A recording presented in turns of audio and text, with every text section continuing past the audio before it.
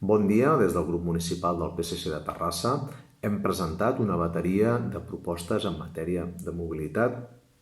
que pretenen, d'una banda, garantir la seguretat d'aquelles persones que es desplacen pels carrers de la nostra ciutat i al mateix temps de continuar promovent la mobilitat activa i sostenible al nostre municipi.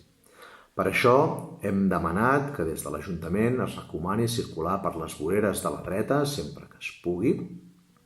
senyalitzar el paviment d'aquelles vies principals que estan sent més usades per la ciutadania en les hores dedicades a passeig, com puguin ser l'àmbit del Parc de Vallparadís, de la Rambla Francesc Macià o dels principals carrers de la illa peatonal del centre. També hem proposat que es continuïn ampliant voreres d'aquells carrers més estrets, ocupant, si cal, espai dedicat a la circulació dels vehicles,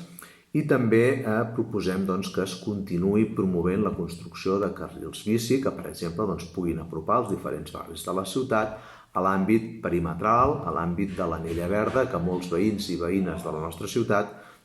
encara no coneixen i pensem que és un bon espai per anar a passejar durant aquests dies de confinament. Per acabar, celebrem que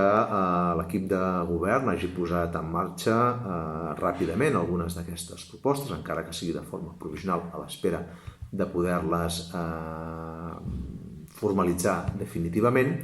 i volem agrair també a la ciutadania que ens hagi fet arribar algunes d'aquestes propostes i l'encoratgem a que ho continuïn fent per tal que les puguem valorar i traslladar a qui correspongui perquè es puguin executar. Per part meva, res més, moltes gràcies i espero que ens puguem veure ben aviat. Adéu.